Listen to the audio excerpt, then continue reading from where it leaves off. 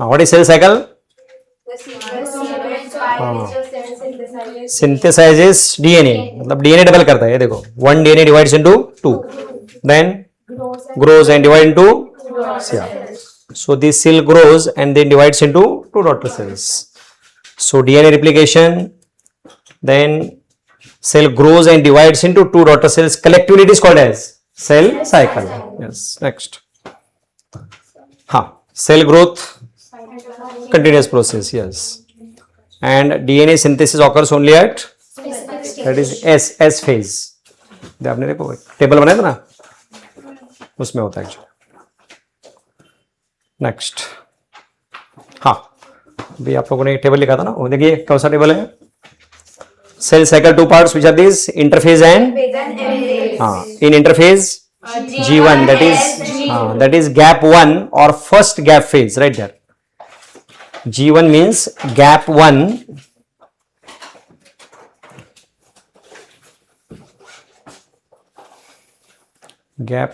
or first gap phase.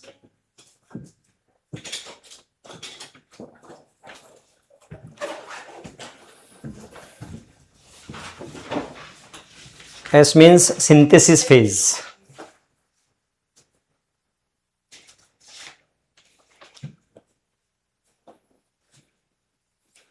And G2 is gap 2 or second gap phase.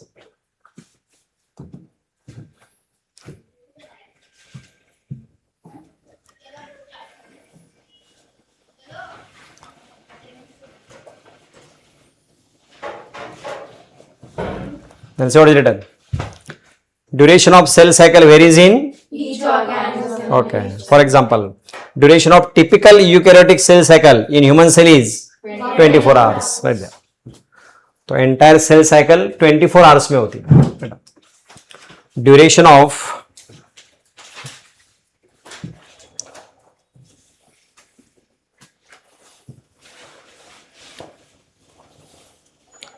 of typical eukaryotic cell cycle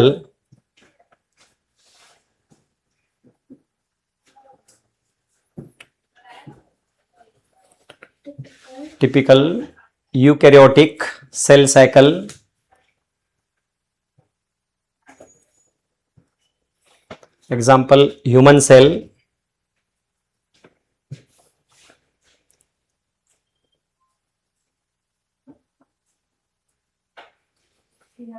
about 24 hours.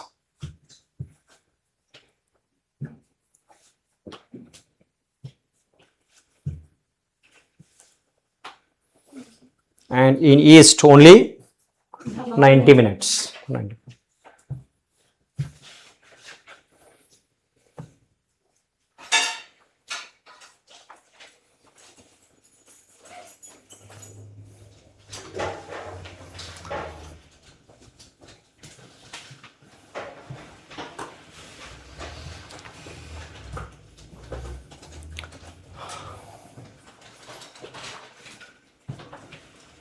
Okay, so next point is this one. It has two phases. What is first? What is M phase? M phase में two types है, कौन से? Karyokinesis, cytokinesis. And interphase में क्या होता होगा फिर? Actual division ये है. तो what is in interphase? ये देखो, actual cell divides into two, इतना ही है. तो ये किस लिए चाहिए? प्रिपेयर करने के लिए. क्या प्रिपरेशन चाहिए? मतलब क्या करना है? डीएनए डबल करना है, देन सेल ऑर्गेनेल्स डबल करने हैं, प्रोटीन्स बनाने हैं, ये सब इसमें होता है. किसमें? इंटरफेस में. Next, right, first interface. अब उसको हम एक्सप्लेन करेंगे.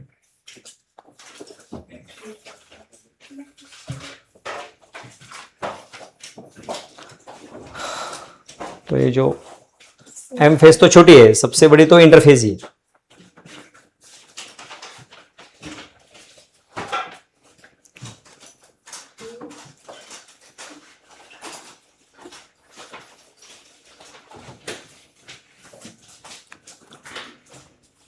इंटरफेज उसको इनिशियली क्या बोलते थे? Resting phase. लेकिन ये रेस्टिंग नहीं है, क्या है? प्रिपरेटरी फेज है. लिखो, Initially it was called resting phase. Interphase में लिखो. Initially it was called resting phase.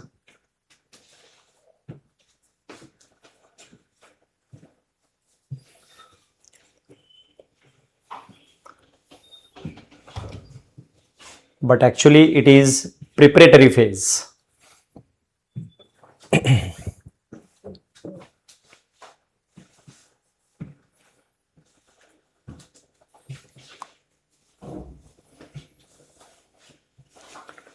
Preparatory phase. अपने एक स्टूडेंट को मिला है 585, हाईएस्ट है 585. तो मास्टर क्लास का ही है. और कितने अपने यहाँ तो नहीं था ना अभी. अभी फर्स्ट से 12th अभी की बैच है, इधर कोई नहीं था. और 15,000 रैंक है 585 है. तो मिलेगा गवर्नमेंट, लेकिन आउट ऑफ मुंबई. दूसरे मुंबई के लिए अभी इस टाइम तो 595 प्लस. हाँ वही ना, 10 मार्क ऐसा. एक मार्क में 2-2 हजार बच्चे होते हैं ऐसे, तो ज्यादा है. और सेकंड कुछ तो 533 है, 54,000 रैंक है. सेमी गवर्नमेंट वगैरह मिल सकता है. सेमी गवर्नमेंट वो सोमैया या तेरना वगैरह है ना कॉलेजेस वैसे. सेमी गवर्नमेंट, सेमी मतलब फीस ज्यादा होती है थोड़ी, 10 to 15 lakhs रेंज में होती है पर ईयर. और दूसरा है वो डीम, उसमें 35 lakhs फीस होती है पर ईयर. शाजी भी है. देखते हैं. चलो क्या लिखा है first line. It is a phase between, ऐसा क्यों लिखा है? It is phase between two successive M phase. क्यों? एक एम फेज है, फिर दूसरी आएगी, इसके बीच में कौन है? इंटरफेज. नहीं समझा? ओके. एम फेज हुई है, वापस दूसरी एम फेज होगी ना, तो इसके बीच में तो है. So it is in between successive M phase, right. Interphase में लिखिए. It is in between, it is in between two successive M phase.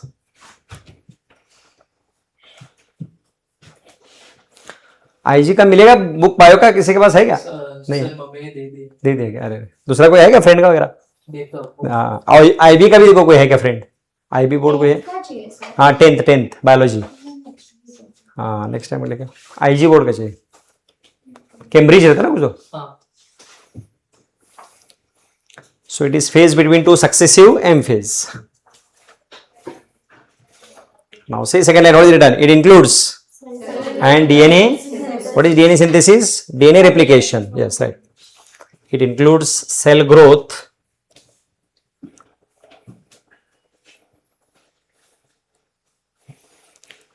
it includes cell growth and DNA synthesis.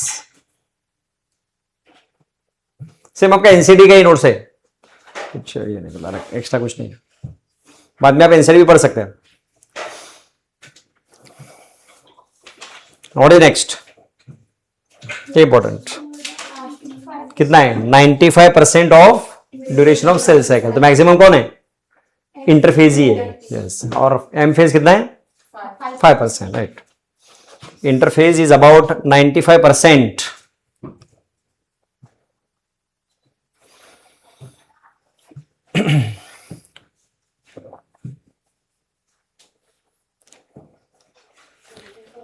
%95% of duration of cell cycle.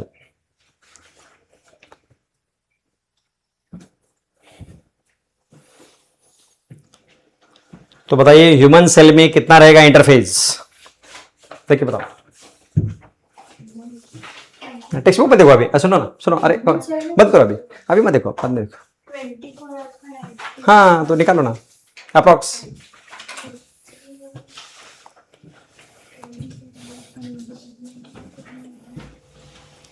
Approximate निकाला ऐसा कुछ round figure.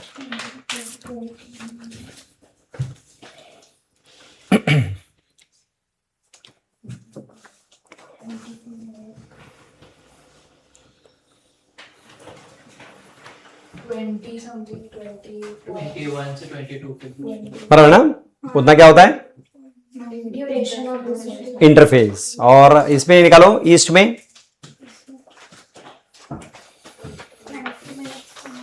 Approximate round, point पे नहीं चलेगा, मतलब round figure चलेगा।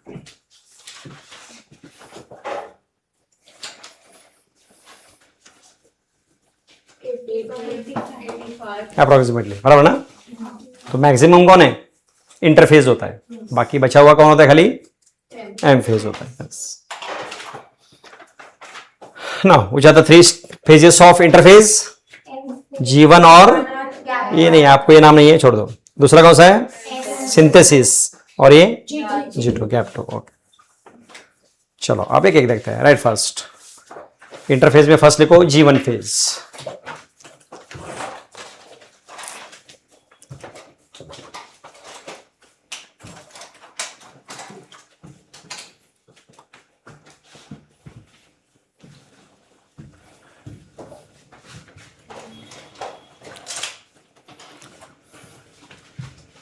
What is G1 phase? First growth phase.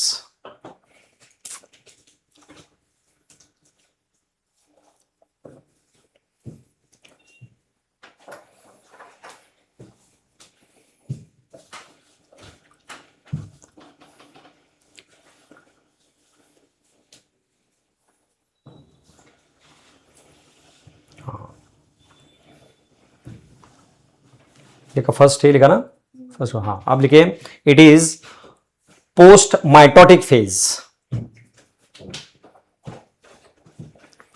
It is post mitotic phase.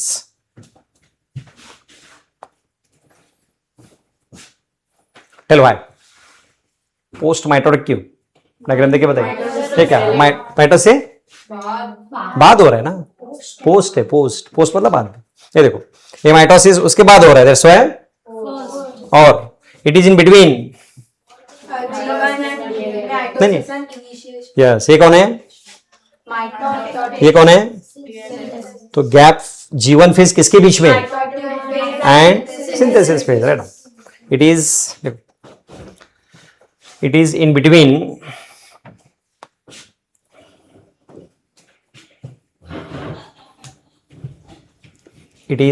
Between क्या in between mitosis and synthesis phase. Mitosis mitotic दोनों एक ही है, beautiful like this. Okay okay, mitosis mitotic same है, मतलब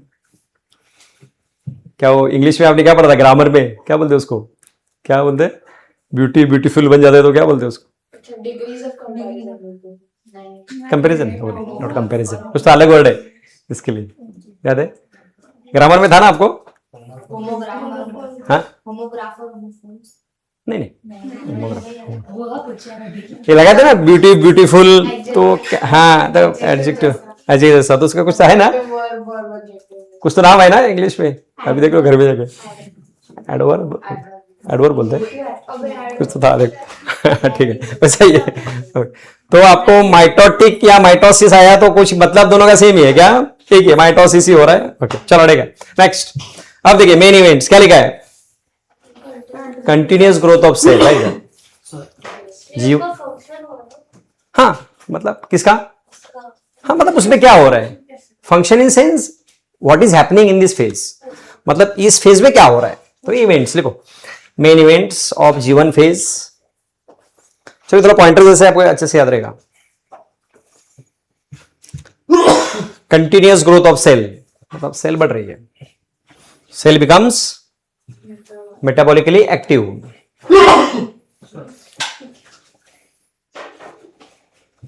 तो metabolism reactions बढ़ते हैं।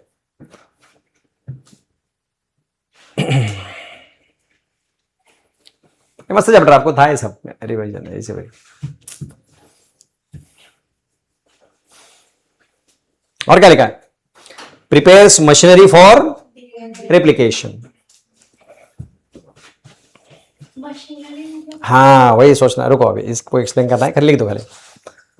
Prepares machinery for DNA replication.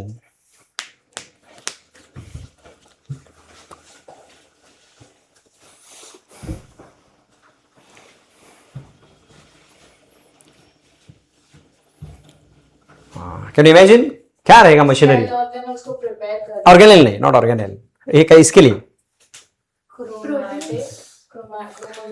DNA replication की मशीनरी मतलब क्या रहेगा? ठीक है, प्रोटीन्स लगते हैं और नहीं डीएनए प्रोटीन तो थोड़ा सा अलग ही बात है। नहीं, डीएनए डबल करना है, क्या लगता होगा? डीएनए किससे बनता है? मेड अप ऑफ नहीं, हिस्टोन नहीं, chromosome is made up of, वो अलग। सुनो, क्रोमोसोम नहीं बोल रहे ये लोग, क्या बोल रहे हैं? डीएनए बोल रहे हैं। तो डीएनए मेड अप ऑफ है किसी को 10th में पढ़ा है शायद अपने, वो तो फुल फॉर्म हो गया नहीं बना। यस, और यस याद है, टोटली क्या बोलते हैं उसको? न्यूक्लियोटाइड। और आपको मालूम है एक अपने सेल में ऐसे कितने न्यूक्लियोटाइड्स होते हैं डीएनए में? कभी नंबर सुना है क्या? हाँ, कितने? बहुत सारे, मतलब कितने न्यूक्लियोटाइड मालूम है ना? हाँ, कितने होते हैं? 2 लाख। एनीवन? नंबर नहीं मालूम? लिखो। ह्यूमन सेल डीएनए कंटेन्स, मतलब एक सेल के अंदर human cell DNA contains 6.6 billion nucleotides. कितने? 6.6 बिलियन न्यूक्लियोटाइड्स। बिलियन मालूम है? Billion 100 crores is 1 billion. Billion nucleotides, क्या समझ आया क्या नंबर? Tremendous number. एक सेल के अंदर इतने होते हैं, 1 सेल में। अब बताओ मशीनरी क्या रहेगा?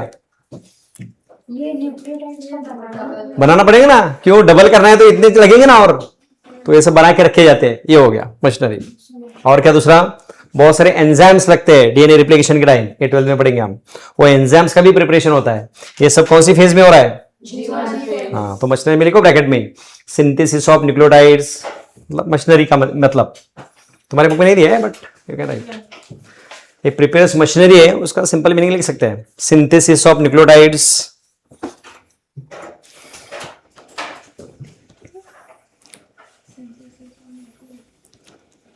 And synthesis of enzymes required for DNA replication.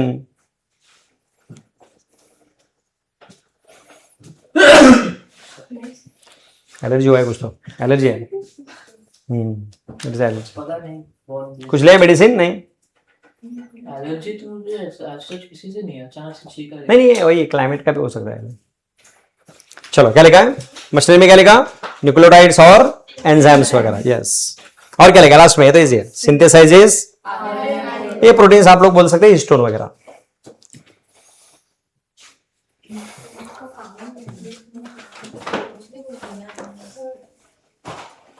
Fan, हाँ ऐसे कौन सा लगाओ? पीछे वाला ये चलो, ये ना रिमोट किधर बाहर है? एसी का रिमोट।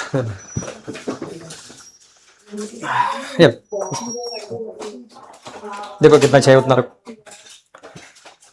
चलो, समझा? ये समझा सबको? ये पॉइंट समझा ना? चलो फिर नेक्स्ट। अभी सेकेंड फेज कौन सी है?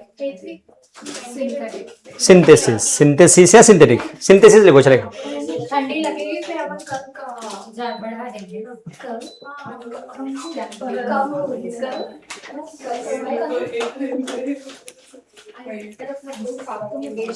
सिंथेसिस लिखो, सिंथेसिस फेज। Synthesis second. वो इंटरफेस का टेबल देखा ना आपने? Second synthesis.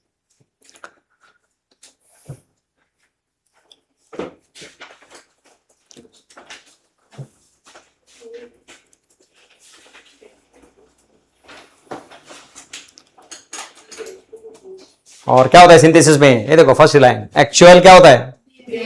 1 DNA divides into 2, right. DNA replication occurs in this phase. तो G1 फेज में सिर्फ मशीनरी प्रिपेयर होते हैं, तैयारी उसकी, मतलब है शादी की तैयारी जीवन में हो गई। एक्चुअली शादी कब हो रही है? हाँ, इस फेज में। हाँ सर जीवन में साइटोप्लाज्म का वॉल्यूम बढ़ता है, यस बढ़ता है, साइटोप्लाज्म बढ़ता है।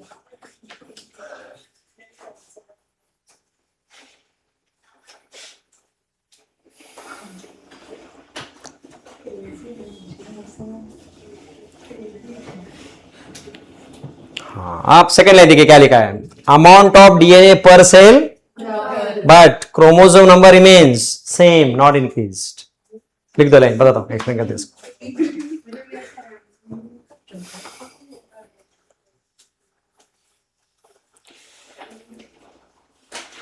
ये देखो, आप ये line, amount of DNA per cell doubles but chromosome number remain same.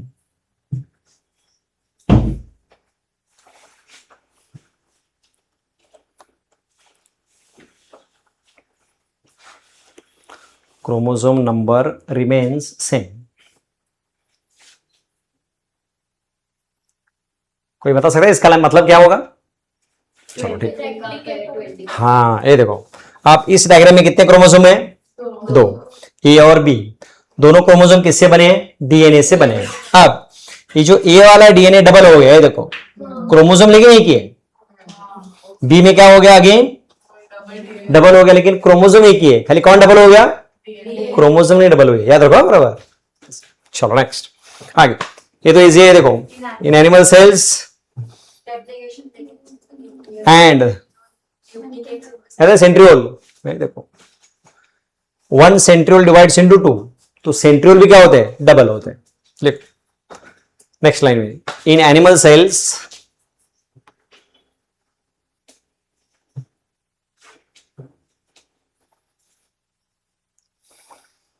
centriole doubles in cytoplasm.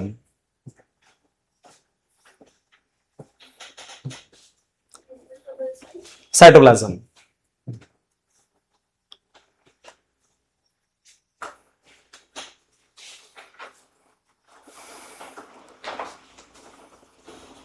क्या मतलब है इसका बताओ? इस न्यूक्लियस के अंदर क्या हो रहा है? डीएनए डबल हो रहा है, लेकिन न्यूक्लियस के बाहर साइटोप्लाज्म में क्या हो रहा है? सेंट्रियोल डबल हो रहा है। एनिमल सेल में क्यों लिखा है? प्लांट में क्या होता है? Centriole absent. तो कोई सवाल ही नहीं। अरे समझ लो बराबर, तभी आगे जाएंगे। चले आगे, नहीं समझे पॉइंट? वन सेकेंड से, ये डीएनए डबल कहां हो रहा है? इन द, और साइटोप्लाज्म में सेंट्रियोल डबल हो रहे हैं। पहले एक था, अब दो बन गए।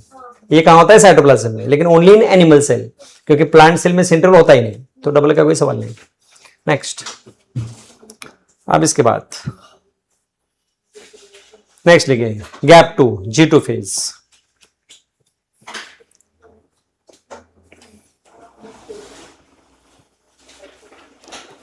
इसमें कुछ ज्यादा सेम जैसा ही है।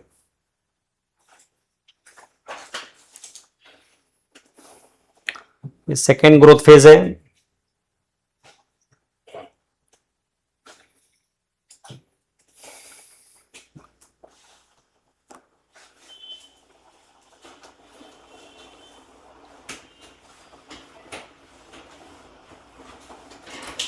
क्या हो रहा है? Again same, cell growth continuous.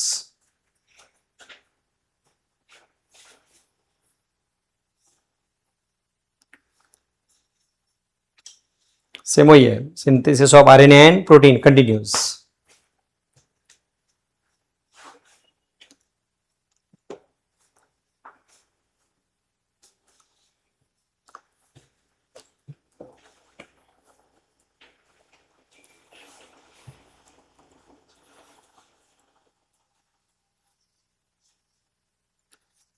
And cell is prepared for mitosis.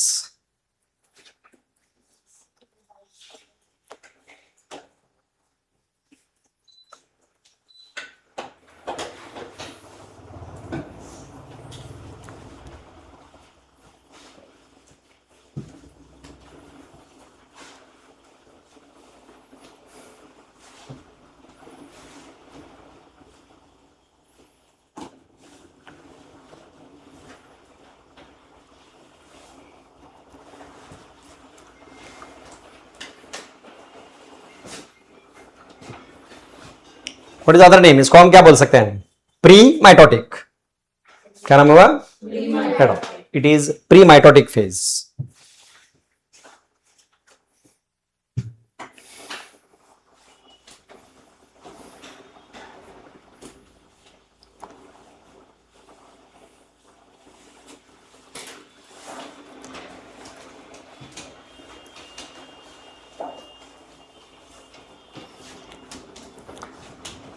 अब एम फेज, एम फेज में हम पहले क्या पढ़ रहे हैं? माइटोसिस. देखो M phase that is mitosis phase.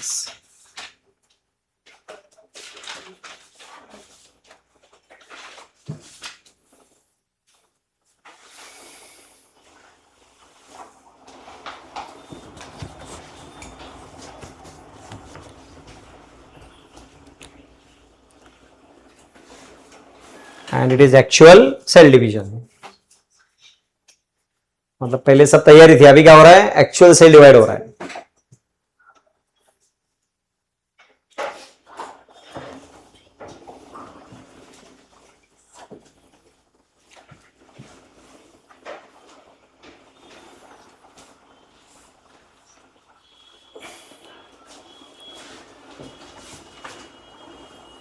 And in human it is about approximately लिया उन्होंने ओनली 1 आवर. क्या होता है? माइटोसिस. बाकी 23 आवर्स क्या है? इंटरफेज. नहीं समझा? इंटरफेज कितना होता है? 95%. अप्रोक्सीमेट क्या लिया उन्होंने? 23 आवर्स. खाली 1 आवर कौन होता है? माइटोसिस.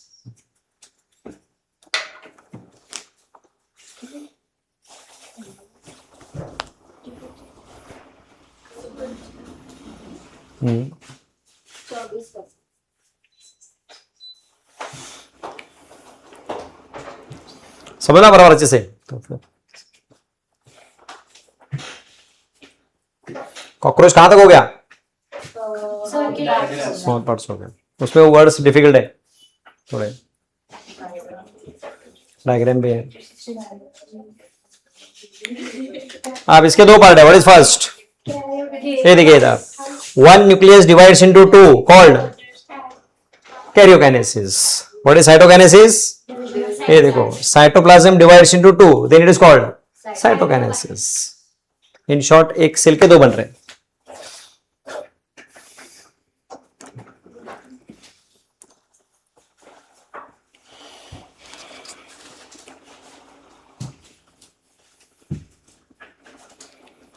क्या आपने पढ़ा इसलिए आपको इजी लगेगा जब.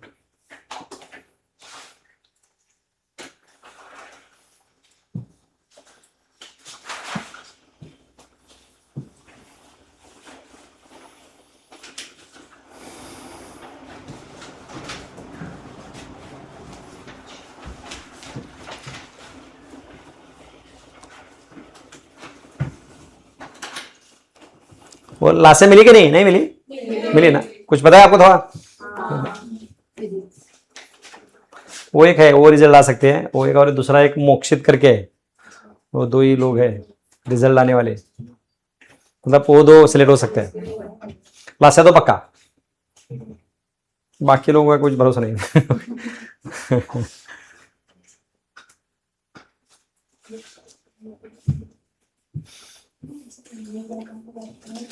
चलो ठीक है, ओके. हाँ ये देखो, अभी थोड़ा सा एडिशनल एम्फेस देखा ना आपने हेडिंग. ओके ये देखो, some cells do not show cell division. कई सेल्स डिवाइड होते ही नहीं. Example heart cells. और कौन रहेगा? Nerve cells. लिखो, some cells do not show cell division.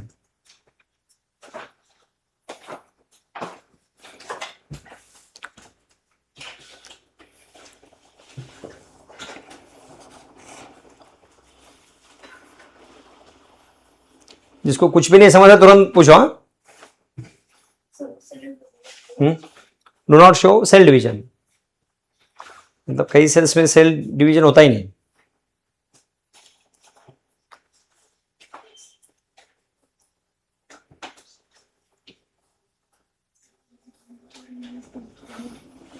Example लिखो हार्ट सेल, और लिखो ना नर्व सेल, दोनों लिखो एग्जाम्पल. दूसरा है नर्व सेल और न्यूरॉन, वो भी क्या होते हैं? डिवाइड नहीं होते.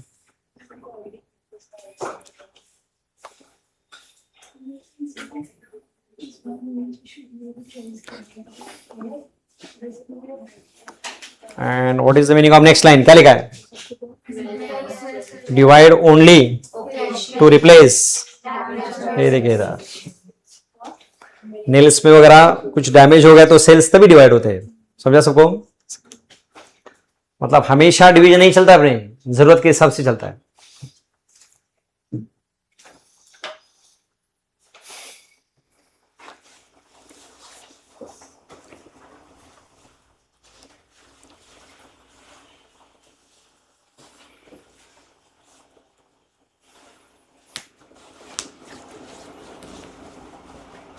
हार्ट सेल मतलब यहाँ हार्ट सेल मतलब कौन सा रहेगा? What is heart cell? मतलब कौन से? वो जो muscular muscles, cardiac muscles. Sir एक बहुत रैंडम क्वेश्चन। अरे बोलो, बिंदास बोलो। अरे आस्क एनी क्वेश्चन। हाँ सर बॉडी गॉल ब्लैडर के बिना अगर सपोज गॉल ब्लैडर निकाले तो फंक्शन कर सकते हैं। ओके बताता हूँ, रुको। पहले आपको मालूम है गॉल ब्लैडर का फंक्शन क्या होता है? बाइल स्टोर करना। और बाइल का काम क्या होता है? डाइजेस्टिव किस लिए क्या डाइजेस्ट करता है? मेनली वो फैट्स। तो जब हम गॉल ब्लैडर निकालते हैं तो पेशेंट को बोलते हैं कि फैटी फूड मत खाओ, बाकी वो रह सकते हैं। They can live without gall bladder, but क्या अवॉइड करना है? Fatty food. नहीं तो क्या होगा? डाइजेस्ट कौन करेगा उसको? नहीं। बस निकालते हैं गॉल ब्लैडर, बहुत सारे लोगों को नहीं निकालते हैं। अरे पूछो बिंदास, कोई प्रॉब्लम नहीं।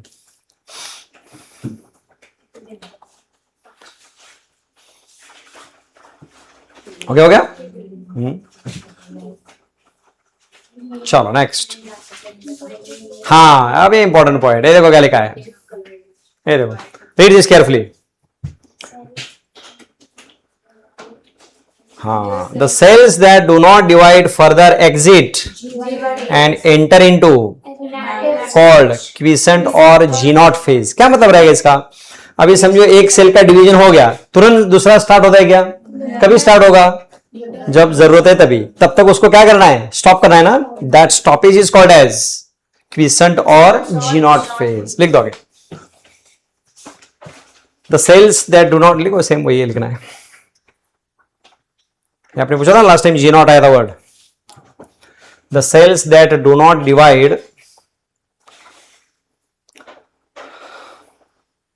Divide further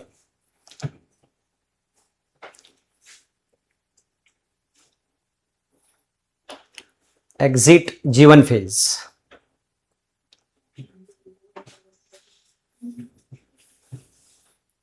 Exit G1 phase मतलब G1 phase से वो एग्जिट हो जाते हैं and enter into inactive stage called quiescent stage.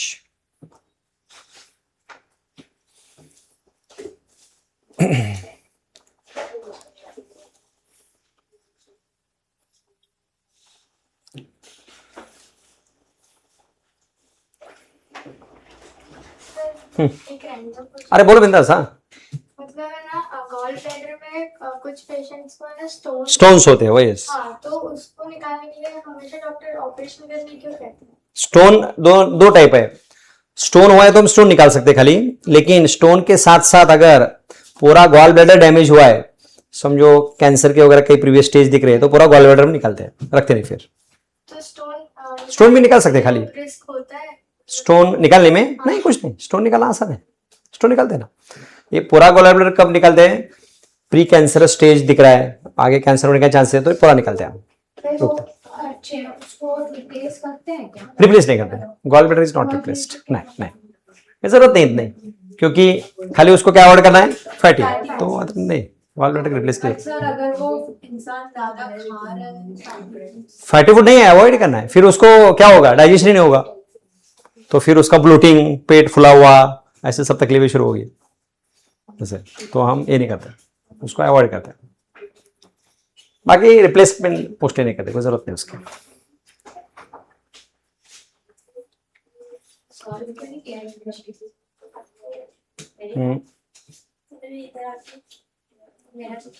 चलो देखो क्या लिखा नेक्स्ट लाइन। सच सेल्स रिमेन, अरे बोलो, बट डू नॉट प्रोलिफरेट मतलब मल्टीप्लाई। क्या होता है? सेल काम कर रही है लेकिन क्या नहीं हो रही है, मल्टीप्लाई नहीं हो रही है। लिखो, such cells remain metabolically active but do not proliferate. अभी इसमें एक अभी आपको इंटरेस्टिंग बताता हूँ जो सिलेबस में नहीं है लेकिन याद रखो, मल्टीप्लाई, मल्टीप्लाई, प्रोलिफरेट मतलब मल्टीप्लाई।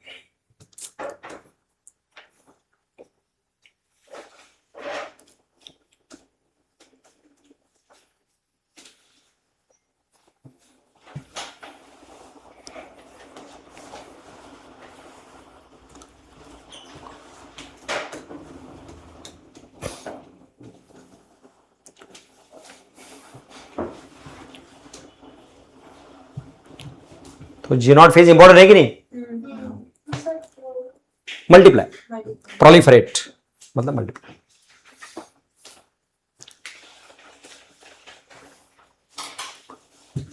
मल्टीप्लाई वही सेल डिवीजन इन शॉर्ट।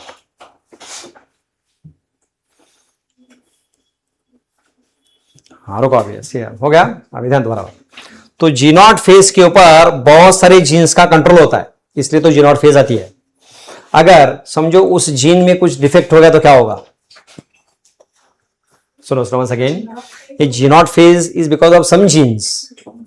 तो जी नॉट फेज आ रहा है, उसके ऊपर इसका कंट्रोल है। समझो जीन में कुछ डिफेक्ट हो गया, फिर क्या होगा? होगा ही नहीं तो क्या होगा? फुल ग्रोथ नहीं होगा, सेल्स डिवाइड करते जाएंगे, ये सेल डिवाइड करते जाएंगे, करते रहेंगे, बराबर। अरे दैट इज कॉल्ड कैंसर। तो what is cancer? There is no control on G not phase. देखो, इफ, हाँ नेक्स्ट देखो, ये थोड़ा additional. If G not phase is not controlled,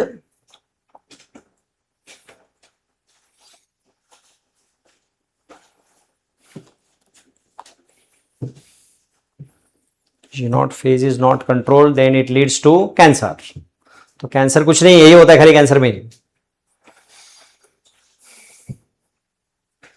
मतलब जीन्स में डिफेक्ट, यस, जीन्स में डिफेक्ट आता है। Perfect, yes always. कैंसर में जो जी नॉट फेज वाला जीन है वो फॉल्टी हो जाता है, डिफेक्टिव हो जाता है। ये कौन एज के बाद होता है? मतलब ऐसे कुछ नहीं, बचपन से भी होता है ना कैंसर, बच्चों को भी होता है ना कैंसर। तो हमेशा से हमारी बॉडी में रहता है ना, जीन वो हमेशा रहते हैं, खाली वो क्या हो गए? म्यूटेट हो गए। म्यूटेशन मतलब चेंज हो गया जीन, वो रीजन। सर सारे कैंसर्स में वही सेम हर कैंसर में यही होता है, कैंसर कोई भी कैंसर हो सेम ये होता है। जी नॉट फेज नॉट कंट्रोल्ड, लेकिन इसके ऊपर ऐसे बहुत सारे जीन्स होते हैं कंट्रोल करने के। अरे को समझा? That is called as cancer.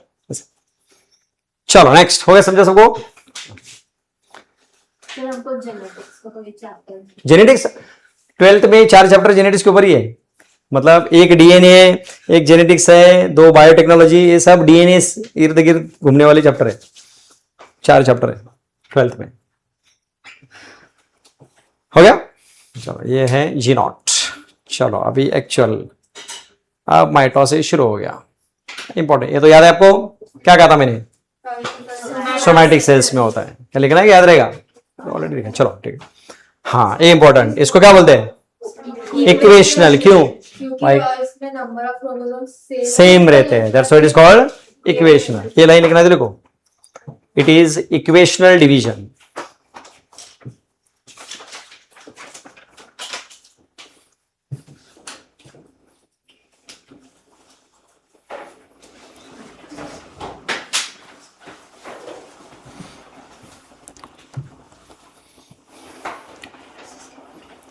It is also called equational division. और फिर उसको क्या बोलेंगे हम? मेयोसिस को कहता है किसी को? नहीं, नॉन इक्वेशनल, दूसरा वर्ड है रिडक्शन डिवीजन, क्योंकि क्रोमोसोम नंबर रिमेन्स हाफ। वो बाद में लिखेंगे, नहीं तो कैसे भी करो। चलो ये तो इक्वेशनल है।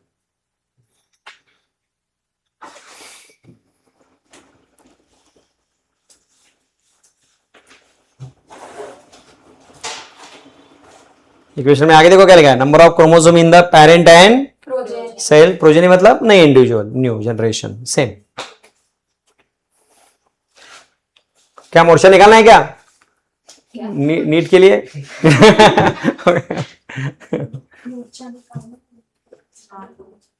वो प्रोटेस्ट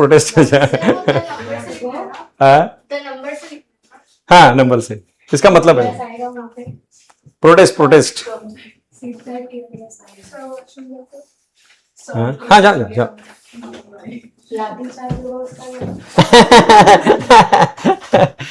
4 दिन बैठने के लिए नहीं आएगा और क्या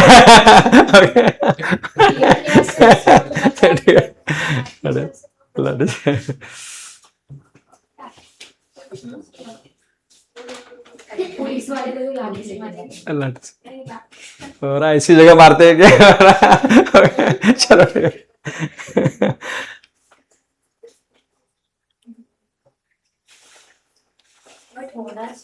हाँ होना चाहिए अरे बहुत ज्यादा हो गया है बहुत अरे 2024 में हो गया हर साल हो रहा है क्या कर रहे हैं गवर्नमेंट ज्यादा हो गया बच्चे अकाउंटेबिलिटी ली थी इस चीज हाँ इस बार ली नहीं हाँ वही ना वो भी गलत है ना बोला ही नहीं इस बार वही ना गलत है ये सब बोला तो था अरे 25 लाख बच्चे मतलब समझता क्या 20 बच्चों ने सुसाइड कर दे फिर अरे ट्रस्ट ही उठ गया ना लोगों का एग्जाम पैटर्न के ऊपर ये सबसे बुरी बात है ना आधे लोग तो मतलब वो ट्रॉमा से बाहर आए हाँ नहीं ट्रस्ट ही खत्म हो गया ना अरे कोई भी एग्जाम अरे उसके बाद महाराष्ट्र में टीईटी पेपर लीक हो गया टीईटी मतलब वो टीचर्स वालों का अरे क्या फायदा है ऐसे थोड़ी चलता है पेपर लीक होना है सबसे बड़ा क्या मतलब वर्स्ट कंडीशन सीबीटी होना चाहिए सीबीटी में भी लीक कर सकते क्या भरोसा इन लोगों का भी हैकर हाँ कर सकते हैं कुछ नहीं बट अरे इतना ये नहीं समझ बच्चों के ऊपर ये है ना सब बच्चों के साथ खेल रहे हैं आप लोग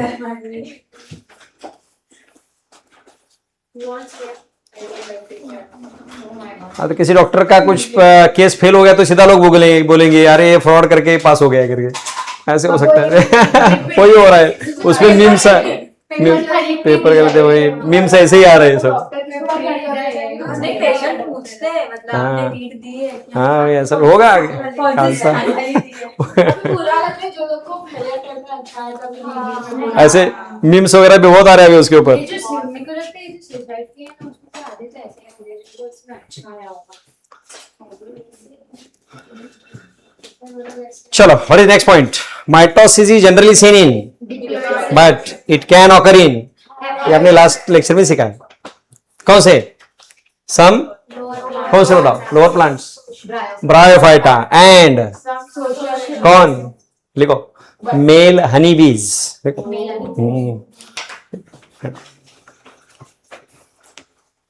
स्ट्रक्चर्स हम लोग डिफरेंशिएट कर सकते हैं मेल और फीमेल स्ट्रक्चर बाहर से कर सकते हैं यस क्योंकि फीमेल थोड़े लार्जर होते हैं साइज में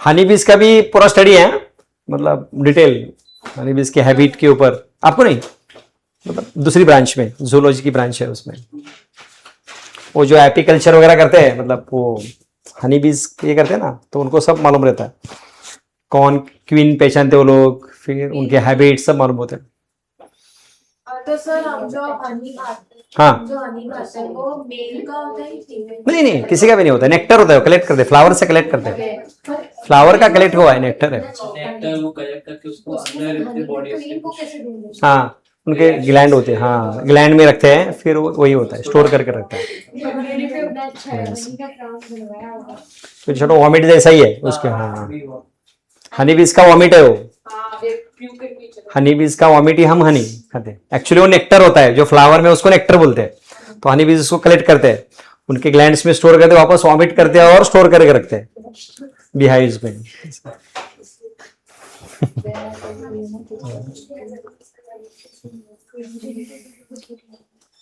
और अभी जो हमें डायरेक्टली मिलता है वो तो मुझे लगता है आर्टिफिशियली होगा ज्यादा ये क्या है डाबर बीबर क्या शक्कर डाल के देते होंगे क्या मालूम अभी क्या डालते लोग हाँ ये जो क्वीन बीज को पता है मतलब क्वीन बीज पता कैसे चलते हैं क्वीन हाँ सबसे वो क्या होता है पूरे क्वीन को ज्यादा नरिशमेंट देते हैं एक ही चूज करते हैं और उसको नरिशमेंट देते हैं रॉयल जेली बोलते हैं उसको वो कंटिन्यूस देते रहते हैं तो उसकी साइज बढ़ती है और वही कली फर्टाइल हो जाती है बस और वो मोर देन 1 टाइम स्ट्रिंग कर सकते हैं हाँ one star yes more than 1 temples. सबका टर्न एक क्वीन तो अलग ही है उनका, वही तो है, अलग साइंस है उनका।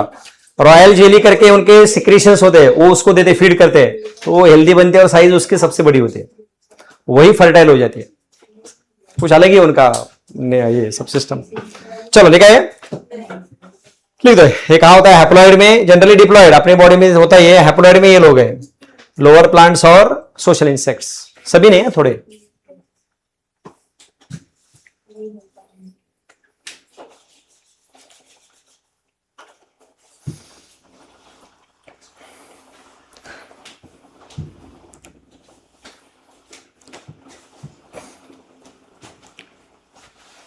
सर आपको लगता है अभी आने वाले सालों में 22 लाख से कम हो जाएंगे? नहीं, बच्चे कम नहीं होंगे, बच्चे बढ़ेंगे। पॉपुलेशन इंडिया का पॉपुलेशन हर साल बच्चे बढ़ेंगे, ज्यादा होगा। नहीं कम होंगे, कम नहीं होगा। पहले क्या हुआ है, लेकिन बाकी फील्ड में भी स्कोप नहीं ना इतना। इंजीनियरिंग में मतलब मेडिकल में अभी भी थोड़ा है। इंजीनियरिंग में तो वैकेंट पढ़ते सिर्फ मालूम है आपको। इंजीनियरिंग में आपको सीईटी में एक मार्क में मिला है, 1 सिंगल मार्क, तो भी आप सिलेक्ट हो जाएंगे। अच्छा कॉलेज नहीं मिलेगा, लेकिन मिलेगा दूसरा कॉलेज, क्योंकि ऑलरेडी सीट्स वैकेंट रहते हैं इंजीनियरिंग के। मेडिकल में हालत नहीं है। मेडिकल में हाँ not a single seat is vacant, मतलब एक भी सीट वैकेंट नहीं थी मेडिकल की, ये हालत है। जब मेडिकल के सीट वैकेंट रहने लगेंगे तब बच्चों का नंबर कम हो सकता है बैठने वाले। वो कभी नहीं और जनरल की तो अरे बहुत बुरी हालत है, आपको पता ही नहीं है शायद। अभी नियर अबाउट 1,36,000 सीट्स है ओवर टोटल। आधे तो प्राइवेट कॉलेज के आधे गए बच्चे, आधे उसमें से आधे कास्ट के लिए गए, तो तुम्हारे पास बचा क्या? कुछ नहीं बचा। भैया हाँ हाँ, जाओ जाओ। सर नीट की जगह क्या कर सकते हैं? नीट नहीं, ऐसा मत, नहीं ऐसा नहीं, सुनो अभी नीट के टाइम आप सभी एग्जाम देके रखो। जेई तो आप सिलेक्ट नहीं होंगे क्योंकि मैथ्स नहीं तुम्हारा। हाँ मतलब मैथ्स ही नहीं ना। तो आप लोग सीईटी देके रखो। दूसरा वो आईसर करके आता है, ये आईआईटी वाला रिसर्च वाला, वो देके रखो। ऐसे सब एग्जाम देके रखो। पीसीएम भी आता है, लेकिन मैथ्स थोड़ा बाहर का स्टडी करके ही ऐसा यूट्यूब वगैरह देखिए करना पड़ेगा। पीसीबी तो होगा। क्या सोच के बोली होगी?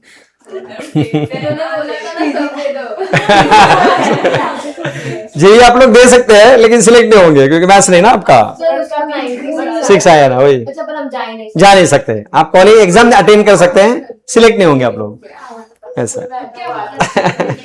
क्योंकि मैथ्स ही नहीं ना आप लोगों का। पीसीबी प्रैक्टिस होगा, उसका प्रैक्टिस होगा खाली। प्रैक्टिस होगा मतलब अभी सीबीटी हो रहा है तो उसका प्रैक्टिस होगा। आप लोगों को सीईटी वगैरह तो देना ही है, जाओ ना जाओ दूर की बात है, देना एग्जाम। देखिए अरे कोई प्रॉब्लम नहीं। देखिए आपका रिजल्ट आया, जब नीट का वगैरह आएगा तब डिसाइड करेंगे कहाँ जाना है, तब तो बोर्ड बीड सब देखे रखो। अरे कुछ डरो मत, डरना नहीं, कुछ तो हो जाएगा। हेलो हाँ ओके, अरे घर ही फोन कर रही है। हाँ ओके हाँ।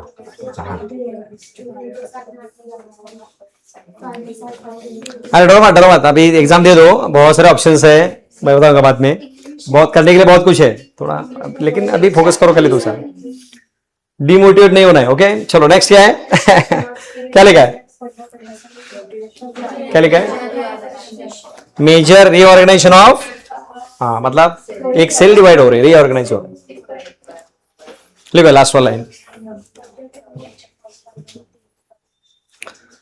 सभी सेल ऑर्गेनेल्स का क्या होता है? रीऑर्गेनाइजेशन।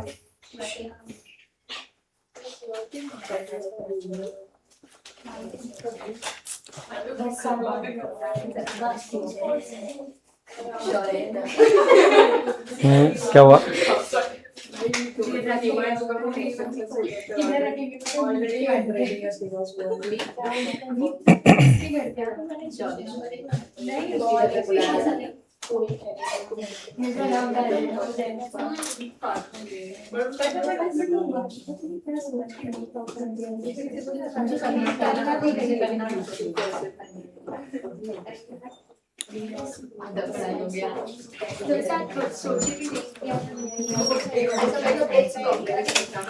चलो नेक्स्ट अभी इसके बाद ये वाला। हाँ अब ये 4 फेजेस है ना सबको, 4 फेजेस कौन से हैं? Anaphase and telophase. चलो लिखो फर्स्ट प्रोफेज। ड्राइंग करना, यस। पहले हेडिंग लिखो प्रोफेज, और ये अर्ली प्रोफेज है और बाद में कुछ तो लेट प्रोफेज रहेगा। हाँ आपकी बुक में डायग्राम है शायद। हाँ सर दोनों एक ही होते हैं। नहीं नहीं, ये अर्ली प्रोफेज है सर और सब में अर्ली और नहीं नहीं सब में नहीं, खाली इसमें। और इसमें लेट प्रोफेज की डायग्राम है, तो दोनों देखो बुक में शायद वही डायग्राम है। हाँ ये डायग्राम, यस। तो हाँ चलेगा, नहीं दोनों मतलब अर्ली और लेट लिखे।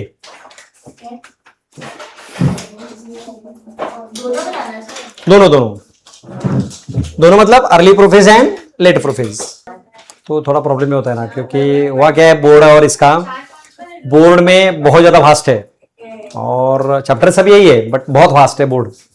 बोर्ड में थोड़े मार्क, इसमें बायो में आपको अगर बोर्ड में मार्क लाने 95 प्लस तो स्टेट बोर्ड भी पढ़ना पड़ेगा, और 80 प्लस आप एनसीईआरटी से पढ़ के भी लिखेंगे आंसर तो 80 प्लस तो आएंगे, 80 प्लस।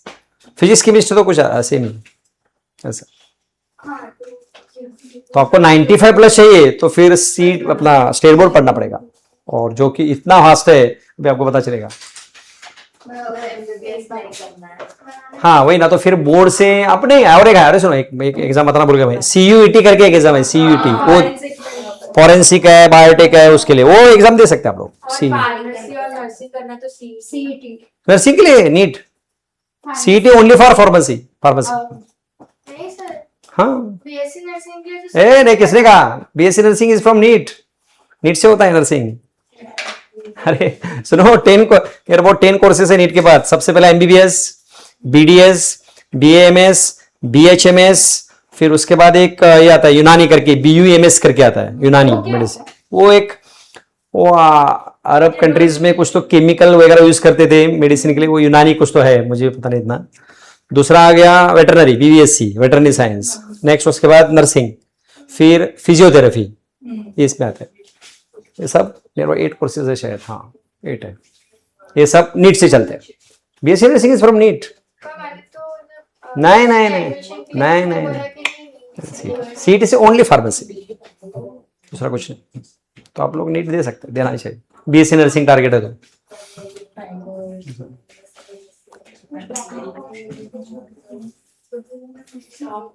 8 कोर्सेज बराबर, 8 कोर्सेज है आफ्टर नीट। चलो हो गया डायग्राम।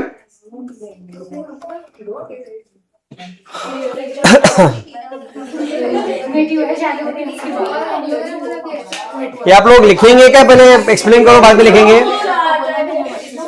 अरे सुनो, ये पहले लिखेंगे क्या एक्सप्लेन करने के बाद लिखेंगे? एक्सप्लेन करते हैं, ठीक है।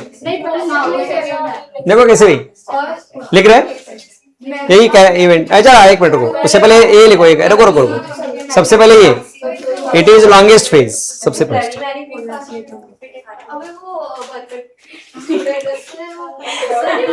जो डायग्राम चाहिए, हाँ ये, हाँ एक लाइन पहला ये लिखो, फिर उसके बाद ये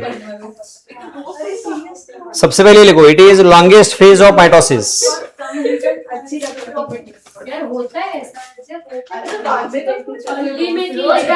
नहीं अभी कंबाइन पढ़ रहे हैं, अभी अर्ली लेट ऐसा नहीं पढ़ना है, डायरेक्ट कंबाइन। तो फर्स्ट लिखो इट इज लॉन्गेस्ट फेज, कौन इन प्रोफेज, हाँ prophase is longest phase in mitosis.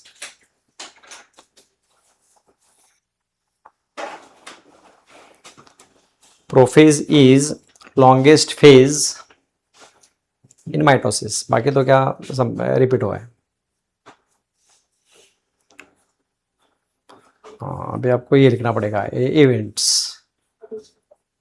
ये लिख दो अभी, फिर एक्सप्लेन करते हैं इसको, अभी बहुत कुछ है इसमें। चलो थोड़ा 5 मिनट है, फ्रेश हो 5 मिनट फ्रेश हो जरा देख।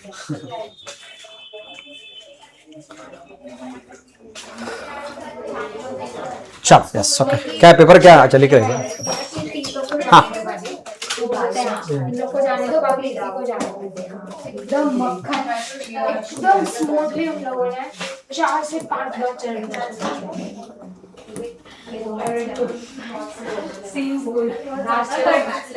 ढाई 3 बजे तो ना घर से निकलता है, तकिए रख के क्लास रिपोर्ट करता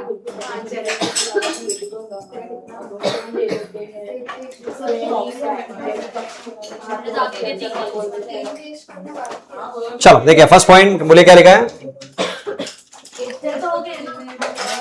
कुछ भी करना अपने जीवन में, कभी भी अपने बच्चे को भेजना सबसे बकवास क्योंकि हमारे स्कूल में खुला पेपर होता है और टीचर्स कुछ नहीं करते हैं, हमारे प्रिंसिपल को नहीं समझते हैं।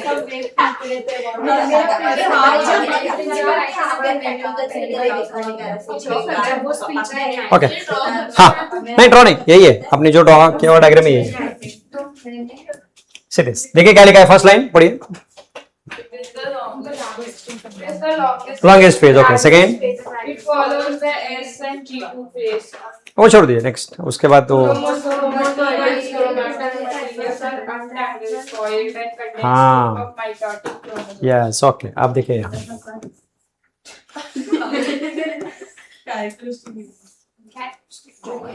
शुरू में ये क्या है, एक मिनट उससे पहले चलो, पहले ऐसे था, एक क्रोमोसोम है राइट, कितने क्रोमोसोम्स होते हैं 46, उसमें से मैंने एक ड्रॉ किया है। ओके क्या हुआ था इंटरफेस में, रिप्लिकेशन का डीएनए का, तो रिप्लिकेशन हो गया, ऐसे बन गया। क्रोमोसोम कितने हैं 26 मतलब उतने ही है, क्रोमोसोम खाली कौन डबल हुआ है, यस तो ऐसे था। इसको बोलते हैं जो loosely arrange, that is called as chromatid, and now it gets condensed to form chromosome। ये देखिए कुछ समझा आपको, पढ़िए वापस वन सेकेंड, देखो क्या लिखा है,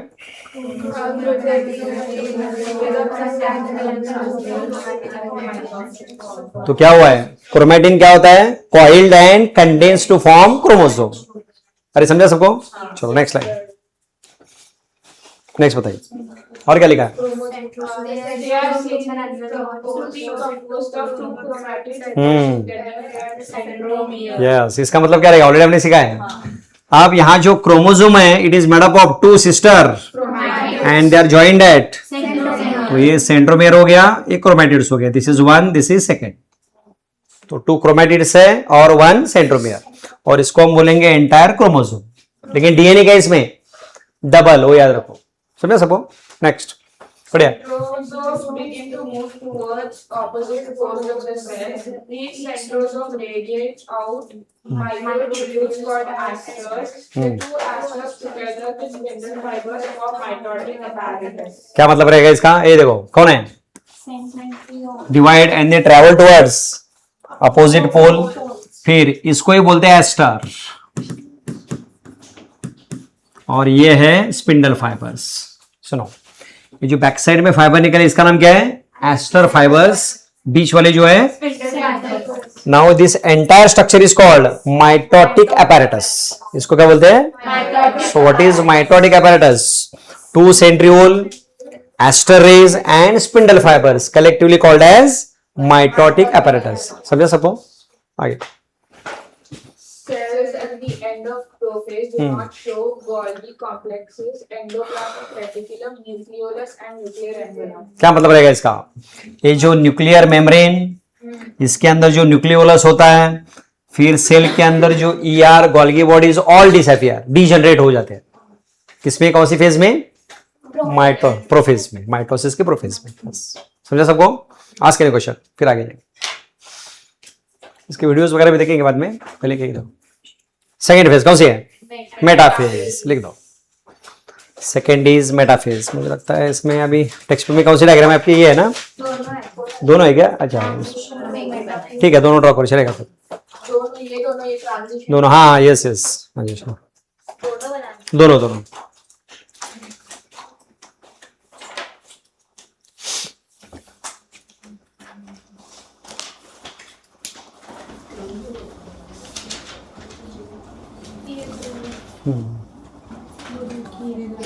टेक्स्ट में ये दोनों है ना, ये दो, ये और ये है ना, हाँ ड्रॉ कर सकते। सिर्फ वो बनाए चलो। कौन सा? तो वो भी चलेगा, कोई बात नहीं। ये और ये सेम है, ये और ये सेम। ट्रांजिशन टू मेटाफिजिक्स बनाना पड़ेगा। देखो कैसे, मैं तो फिर एक बनाऊं चलेगा। ये दोनों सेम ही है, एक ही चाहिए आगे वाला। दोनों में से एक ही बनाओ। सुनो, दोनों ये बनाने तो ये दोनों बनाना पड़ेगा, नहीं तो ये और इसमें से कोई भी एक बनाओ चलेगा। इसमें से नहीं बनाना। हाँ सेम ही तो है, ये कैसे लगेगा। Now read the first line, बताओ मतलब क्या है। बोलो। अरे फर्स्ट लाइन का, अरे सुनो सुनो सुनो, what is the meaning of, अरे ध्यान दो ध्यान दो। फर्स्ट लाइन का मतलब क्या है? डिसइंटीग्रेट। तो क्या होगा? क्रोमोसोम्स कहाँ जाएंगे? पूरे साइटोप्लाज्म में। वही है, ये देखो।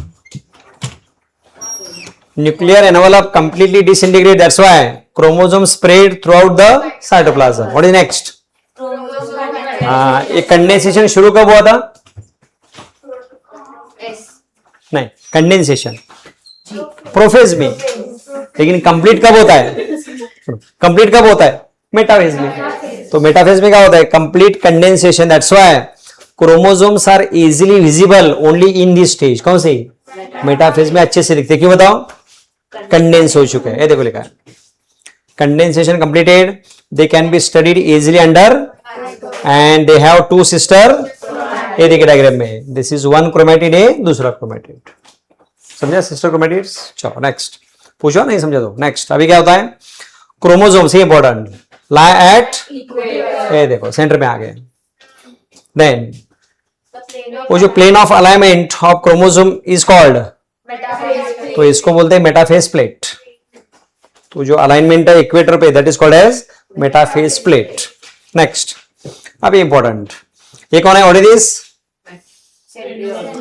और ये कौन से फाइबर है? They arise from spindle fibres. कहां से निकलते हैं? Centriole, and they join to centromere नहीं, काइनेटोकोर। What is kinetochore? हमने सीखा है, याद नहीं? ये देखो, ये क्रोमोसोम है और उसके ऊपर ये होता है ना ऐसा डिस्क शेप स्ट्रक्चर। तो ये स्पिंडल फाइबर्स कहाँ अटैच होता है? काइनेटोकोर को, सेंट्रोमेर को नहीं। So that's why spindle fibres attach to kinetochores. खत्म। This is about metaphase. तो इन शॉर्ट मेटाफेज में क्या हो गया बताओ? एक दो तीन लाइन में बोलेंगे तो, spindle fibres attach to kinetochore, दूसरा इक्वेटोरियल प्लेन मेटाफेज प्लेट बनती है। This is the main thing. बस हो गया, कंप्लीट। नेक्स्ट क्या है? एनाफेज। ये देखो एनाफेज, ये डायग्राम सेम। ये देखो ये डायग्राम है ना तुम्हारी बुक में। नेक्स्ट पेज निकालो, एनाफेज। तुम्हारी बुक में नहीं है डायग्राम में? है ना? हाँ वही ड्रॉ करो। दोनों में से कोई भी, हाँ एक चलेगा, दोनों को नहीं जरूरत नहीं। ठीक है, ओके। चलो आपको टेक्स्ट बुक में पढ़ना है क्या? अरे सुनो, ये चैप्टर टेक्स्ट बुक में पढ़ना है, ओपन करो फिर। हो गया, ठीक है, ओके ठीक है, ओके। लिखो फिर, फर्स्ट लाइन लिखा है ना already? What is first line? Shortest page. Longest कौन सी है? Shortest anaphase. Okay next. हाँ अब इंपॉर्टेंट थिंग,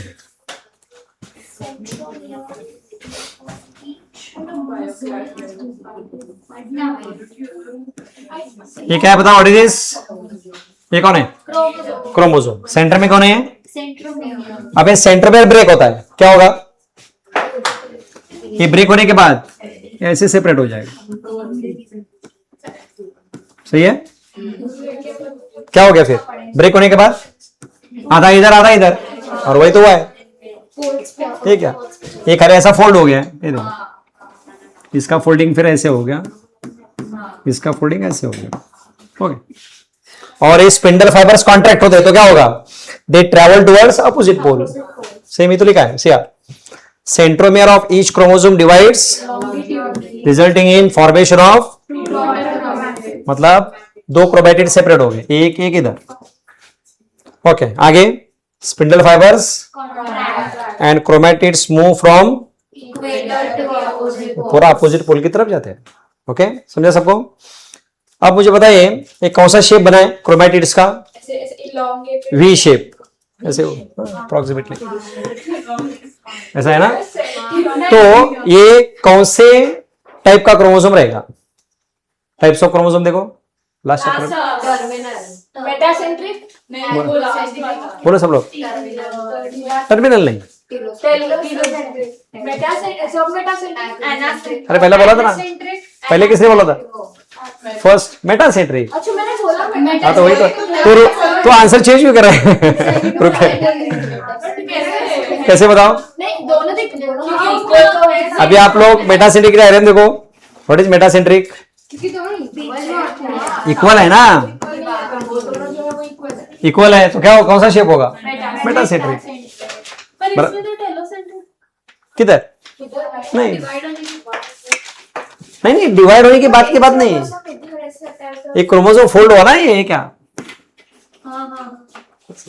नहीं समझा? फिर दूसरा बताओ, सब मेटासेंट्रिक डायग्राम देखो, उसमें कौन सा शेप बनेगा, आधा मतलब सब नहीं, तो कौन सा शेप बनेगा, इसका बनेगा ऐसे एल शेप, एल शेप बनता है किसका, हाँ छोटा एक बड़ा यस। और फिर थर्ड देखो कौन सा है, थर्ड क्या बनेगा, थर्ड कौन सा है, उसका शेप क्या बन सकता है, जे शेप, उसका क्या लिखो उधर, ये बहुत इंपॉर्टेंट, लेबर पूछते हैं, लास्ट वाला क्या रहेगा बराबर, आई शेप, लिख दो। तो लिखो इसमें है, तो मेटासेंट्रिक में क्या बनेगा, वी शेप, समझा सबको? मेटासेंट्रिक फॉर्म्स वी शेप,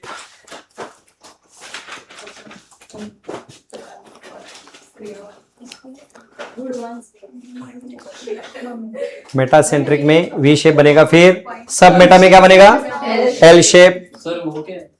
कौन सा, वो टिकता है? ये नहीं वो ये वाला सेंट्रियोल, सेंट्रियोल है ये, सेंट्रियोल है ना। सब मेटा में एल शेप, और उसके बाद एक्रो में जे शेप, किसका शेप लिख रहे हैं आप लोग, नहीं मतलब किसका शेप लिख रहे हैं, क्रोमैटिड्स का, क्रोमैटिड क्रोमैटिड, ठीक है लिखो। सब मेटा में जे शेप लिखा, और नहीं सॉरी एक्रो में जे शेप, और लास्ट में टिलोसेंट्रिक आई शेप, ये सब क्रोमैटिड के शेप है।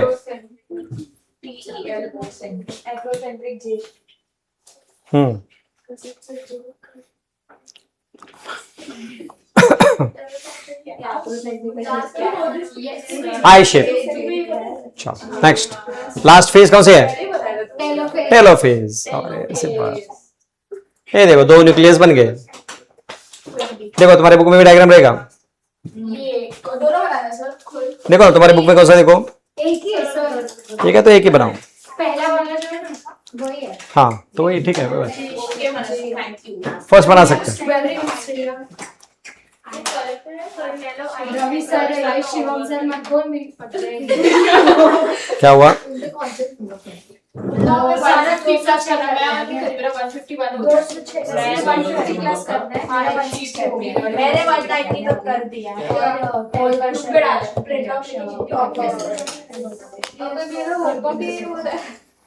अरे डीसी सुनो सुनो, डीसी पांडे का फिजिक्स का अपना नीट का बुक मिलता है, नीट के लिए फिजिक्स का, सबके लिए होता है, मतलब केमिस्ट्री और मैथ को नहीं होता है। पता नहीं वो मालूम नहीं, डीसी पांडे का बायो पता नहीं, लेकिन ये तो होता है।